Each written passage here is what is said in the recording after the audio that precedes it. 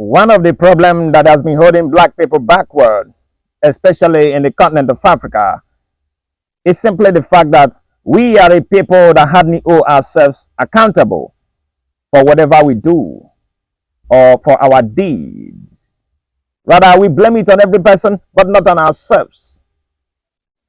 That's why you go across the continent of Africa, you see problems springing up everywhere, left, right, front, back, everywhere. There are problems because we do not hold ourselves accountable for whatever we do. It is a culture of a civilized society to hold themselves accountable for whatever they do that is not right or whatever they do that is right.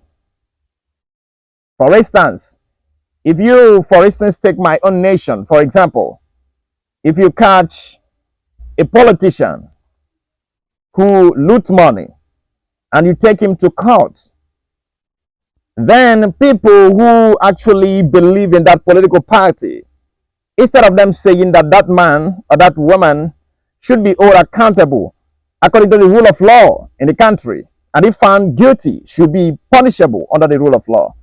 Rather, what they will say is PDP did it when they were in power. XYZ did it when they were in power. That is a state of mind of uncivilized people. And this is the reason why, if you check across the continent of Africa, there seems to be an upsurge in cybercrime. Not long ago, I did a simple research. And in my research, I figured out that in my country, Nigeria, for example, is not part of the top 20 countries regarded as people who practice cybercrime. But today, if you go back to Google right now, I'm punching, give me top 10 countries in the world that practices cybercrime. You find out that number 5 is my nation, Nigeria. So how did we quickly move up the ladder from being 25 to being 5, number 5? It's because we don't hold people accountable to their deeds. Hence, we support such mentality and then give them the go ahead to go and practice such thing. So when you cut an average young person who is doing Yahoo and you take him to EFCC or whatever, you see his friends, his family members, we begin to say, it is because of the government. You are sick mentally. If it is your son or is your sibling, he should be accountable to whatever he did and should be brought under the law. And if it is found guilty, should pay for it. Not to say because it's my brother and for that reason the issue is from the government. No, no, no. Accountability is the sole purpose of every civilized society. This is not something peculiar, so to speak, to Nigerians, but it's something that seems to be eating deeply into the fabric of every black community you find anywhere in the world. When you go to America right now, there is a high level of crime in the black community. And when you try to point it out, they tell you that the problem is the government. It is because of slavery. It is because of racism. No, my brothers and sisters, all whosoever do anything that is wrong in the society accountable to whatever he or she did. Stop blaming any other person. That's the only way you get a sane society. And when this is done, what do you have? An Eldorado kind of society. The reason why I'm pointing out this is because I'm quite tired from people complaining left and right of everything. What we need is some people that provide solution. I was listening to a short clip of interview where one of the politicians, I suppose maybe retired politician, was asked, what do you think about the Southerners and the Northerners issue? He said, why is it that anytime you see that the Southerners are the helm of political position, there seems to be an upsurge of problem and people try to attack them? And the man shrewdly answered the question as a wise man, and I commend him for that. He did not cite anybody. He said that there is a problem in the system And that problem is that we have left the politics of idea to the politics of the elite. Now, what he's trying to demonstrate in that response to the question that he was asked was simply the fact that if there is leaders who are practicing politics based on ideology that can sustain and thrive the economy, like inclusive institution, there wouldn't be the issue of what is happening in the West or the North. This is a mindset. And the man tried to answer the questions and point out different things that we need to do. That's simply the problem in the society, that we tend to run away from one party to another. Why don't we sit in one party? He said, simply because the party does not have any idea that it represents. That's why I keep saying that all the party you see in Nigeria, across the continent, all of them are the same. It doesn't matter if they have 1,000 party right there. They are all the same. That's why if a party wins election in this season, the next season, every other people that are at the brim of the other particular political parties, we move from those places to join that party. And if anything happened that took power from those ones, they will move from that one to another one. What do you get? You get the same people recycling this in different political parties. So it's the same ideology, the same mentality that runs them. In other words, they do not have a concrete idea that represents. And they cannot be held accountable because the nation is not working. They will only tell you that it is the other political party that did it. It is not the other political party. You were there last 2 weeks. You are here right now. It is the same mentality. And we don't want to hold ourselves accountable to this. When you send your kids to school and you've done your best, you've trained them, you did assignment for them, you help them all throughout their life. When they fail, what do? Do you hold the teacher accountable or do you hold the student? You hold the student accountable because he did not perform his duty, because you did what you ought to do and the teachers did all they ought to do. It's only when you did not do what you ought to do and the teacher themselves didn't do what they ought to do that the student should not be blamed or should not be accountable for whatever grade he or she made. Until this is understood in our system, we are not going nowhere in the continent of Africa. When someone steals, don't tell the person, I know it is because the economy is bad. Tell the person that you are going to answer this thing you did based on the law of the country. If you are found guilty, you are going to prison. I found out that we have designed a system that favors stupidity. What do I mean by that? When you come from a poor family and you do anything wrong, the society will try to blackmail the government in order to exonerate you. That's stupidity. You should be unaccountable. In fact, if you are true a patriotic citizen of any nation in the continent of Africa, what you should be doing is radiating a new type of ideology that provides solution to the prevailing problem that you and I are in, not to cause more problem and blame it on the government. Every nation you see in the world today were once in a state of chaos. But it took men and women like you and I, ordinary people, but with sound wisdom in their late 20s, 16, 25, 30s, to create ideology that have come to shape their society. Society don't fall from heaven, men build it. So each time you say, look at America, ask yourself, who is Thomas Paine? Who is James Madison? When you say, look at Britain, ask yourself, who is Francis Bacon? So let that sink into your mind. There are no people coming to build Africa. Africa will build it. But African people have to hold themselves accountable to whatever they do. I recall in our freshman year in the university, a son was invited to speak to us. And he told a story about how African people practice law and how it has become an impediment to our advancement. And his story goes this way. He said it's only in Africa that someone will go to steal. And when he is caught, in the night, he and his father will take palm wine, yam, fowl or goat, and go to the house of the lawyer who seems to be presiding over the case and tell the man the truth and say, please, don't send my son to prison.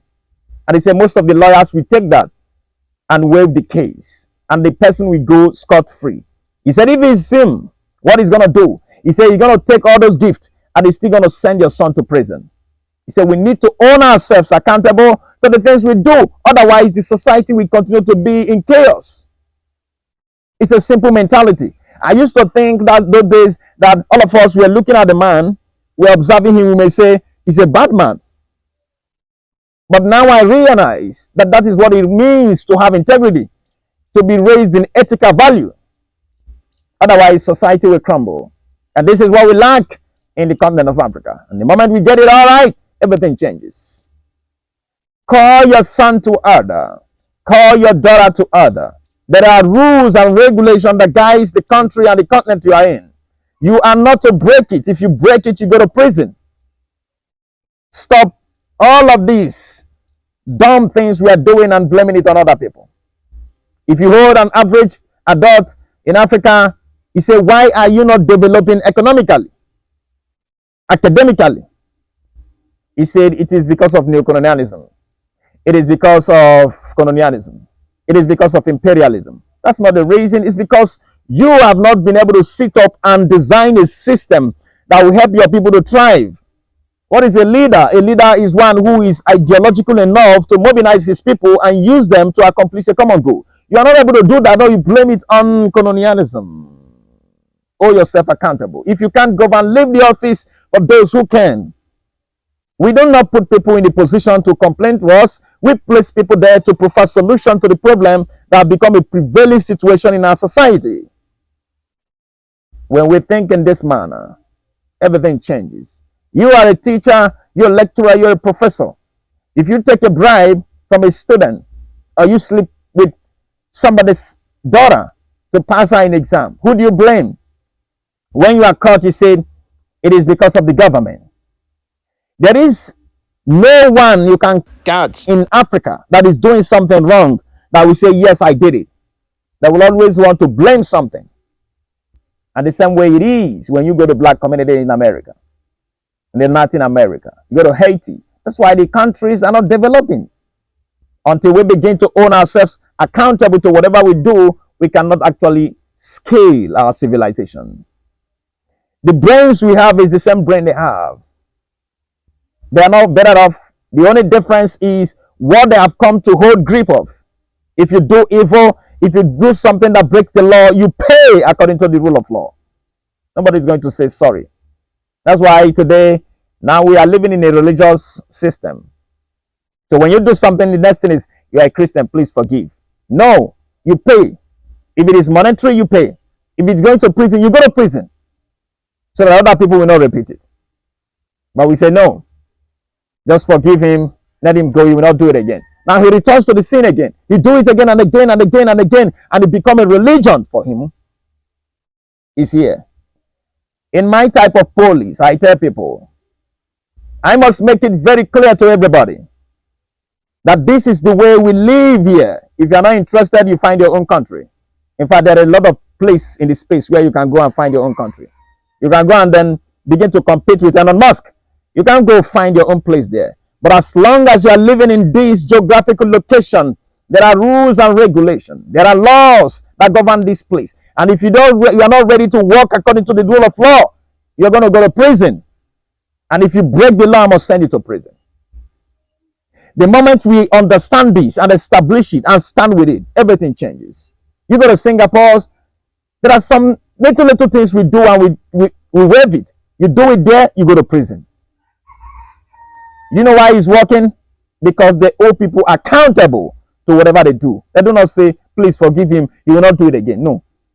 I recall a story was told how Nikuyo trained a young man from the United States of America who broke one of the rules in Singapore. In fact, I think it was Ronald Reagan who called him all the way from the United States to ask him not to do that. He said, no, I'm going to do it. He televised it. What are you saying? I'm passing knowledge to people saying, this is how we behave here. You don't come here and behave anyhow. He flogged the young man, televised it around the world. You can't do it here. He said, my brother is a senator. Let me call him. If you call your brother a senator, if I had the power, I will remove your brother from his seat and I'll send you to prison. That's how we sane society behave. I know this is going to be difficult in the present time, but I'm telling you how to raise each and every one of us so that we can actually raise the next generation to be able to govern themselves and live in oneness and live as though they are civilized. Why is it that it is very easy for an average black person to move away from Nigeria and go to Germany and then kowtow to the rule of law right there, but once he's back, he continues to break the rule of law? He drives when you see a traffic light, he stops or she stops. And when the traffic light turns to green, he passes. He returns to this country. When he sees a traffic light, whether it's red or green, he just rides his car across. Who are you blaming? It's not because the person doesn't know. It's because he's not being accountable and he's not being treated based on the rule of law in the country. If you have seen one or two people who have gone to prison and stayed there for like 6 months, 2 years because they broke the rule that guides traffic light, he will never do it. Psychology teaches us that what every human being is afraid of death. It doesn't matter who you are afraid of death. Imagine if they say if you loot, you are going to be shot to death. And when you do it 20 times, you see that they shot 20 people. Nobody's going to do it again. People will probably love to remain poor than to loot and die. Because at the end of the day, you are no more there to actually enjoy the money. It's simple here. Simple here. Here. Now, what I'm saying is, let's begin to live life where we become accountable to what we do in these nations. It doesn't matter if it is Nigeria, Burundi, Rwanda, Congo, Mali, Botswana, Czech Republic, Ghana, Namibia, Cameroon, Senegal. Let's hold people accountable to the things they do. And I'm not saying just go and catch people out. No. If it is empirically verifiable, they must pay according to the rule of law. Unless it's not verifiable. If you don't do it, you can't build Africa. It doesn't matter the magic you want to perform. And that's why you're not building. Do you see how many things you built in Africa that is not functioning? Some time ago, I pointed out the fact that so many government-owned properties in Africa, many in my country, like, say, for instance, the clinic hospitals, are not functioning. You know why? They are not all accountable for the things they did. They spoil the hospital. If I'm the one, I pick all of them. All their names that are working in the hospital, I'm packing. If they are 1,000, I'm sending all of them to prison. Unless they are going to revive that hospital for me.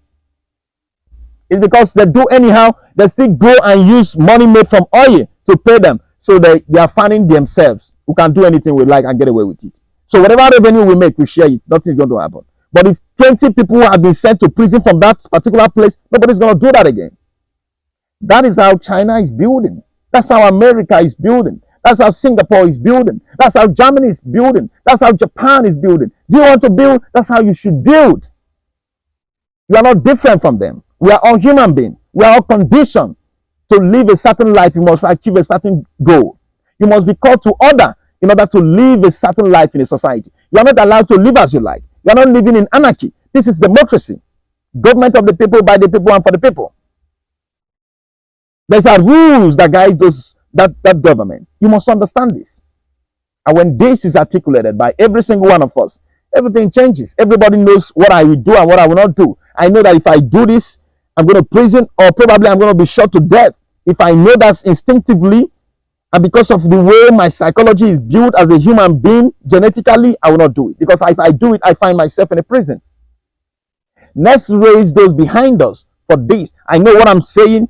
It probably may not be for you, but it's for the people behind me. I'm just teaching them to be men and women of ethical conduct that knows this is how to live, that goes to the market and buy the constitution of their nation, that knows this is what you do and you break rules. These are the laws that guide the nations. When you understand this, everything changes. It said that the ignorance of the law is not what? So you can be an ignorant, yet go to prison. That's why you must understand that these are the way we live in this society. You can only do that by owning yourself accountable. So if I do something, I know I'm the one that did it. Instead of when you cut me, I'll start lying up and down. It is because President Tinubu is in power. It is because my governor is not doing well in Enugu State. And that's because my local government chairman is... That's nonsense. I should be sent to prison. There's no two ways about it. That's why we are a people that can never grow, because we romance evil. Yet, we go from place to place saying that the problem is only the people in political power. No. If every one of us must be checkmate based on what he or she is doing, all of us probably going to end up in prison. But what I'm saying in effect is, let's begin to readjust our ways of life, our ways of living. If the future of Africa is going to be actually be in a good shape, those people you see building in their countries are not better than us. I've been saying it time and time again. The best brains you can find anywhere in the world is from Nigeria. When you go right now on the Google and type the most intelligent family in the world, Nigeria. The best robotic engineers, Nigeria. The best medical doctors, Nigeria. But when you come back to Nigeria, Nigeria is not developing as it should. Why? Because they can't hold themselves accountable. Those their medical doctors, when they are back home here and they are working under the government, they can share the money made in revenue made from the company or whatever industry that the government have put account in their position. Now you take them and put them in UK, they will never take a dime. They have not changed. It is the fear of prison and the fear of death that position their mind not to do it. It's here. So we want leaders that are not emotional, but leaders who are tough. I'm not saying that you should become autocratic, but tough. You have to be very tough in order to raise a society that are not yet 100% educated. You know, this is democracy. Democracy is for educated people. And you know that large number of your people are not educated. Academically trained is not education. To be able to speak English doesn't necessarily mean you have the wisdom on how to live in a society. So we need leaders that can help their people to articulate this and get it straight into their psyche. That if you do this, you go to prison. And once it's done, you implement it instantaneously. The reason why Singapore was able to build is because of that. It was implemented instantaneously. Once you do it, you make sure you go to prison. Or if it is a fine, you will pay. If he's going to borrow money, you must pay. So that you don't transfer such nuisance and stupidity into another person's psyche. It's simple as that. And the moment we do this, everything will change in the continent of Africa. Nobody will be complaining up and down, whining, groaning, pointing to the finger to another. It's to say, we are the problem. We can change it. And how do you do that? Wake up and say, I can never go beyond what the rule of law has stated. Hold yourself accountable. Do the needful. And what will happen? The system will change. So I decided to speak to us on this particular topic, holding ourselves accountable to the things we do, rather than point accusing finger or blame another thing and another person for a reason. When you do something, be man enough, be woman enough to say, I am the one that did it. And I'm going to stand up and face whatever consequences that come with it. Because when I started thinking about doing it, I had an idea that this is how it's going to turn out if I'm caught. Now I'm caught, I should pay the price. I'm not a fool. I don't want nobody to fool me. I tell people what should be done, and that's how it should be done. Unless it is not under my own governance. If it is under my governance, you can't break the rule of law. And I want to put people who are incompetent into the seat. Once I'm in the seat, I put competent people there. So that even if I'm not in that particular position, other people will help me send you to prison. It is integrity, it is ethical value that makes this possible. When you say that people are doing evil in the political system, what you do? Wake up as a young man, prepare yourself, study all you can, get into a political party, start running for office. What are you doing? You want to change the system. You want to build a system. You want to help young people behind you to articulate what is happening. So that such that if you are not able to change the mentality of the people who are in the political system right now, you are able to live a life that young people can look at your books, your tapes, and everything you are doing, and say, this is a real leader. This is the person we are going to model. Otherwise, we can never build Africa. So that when you leave office, you say, this is my account when I came in. This is my account when I left office. Not that we go to your account, we find $1 trillion. When you enter there, you had 2,000 naira. How did that happen? Are you CBN? Accountability. Hold ourselves accountable if we must grow. So I decided to share this. And if you love this video, all I want you to do is very simple. Go ahead right now and share this video with your family and friends. And don't forget that I remain Captain Africa. Ad Astra.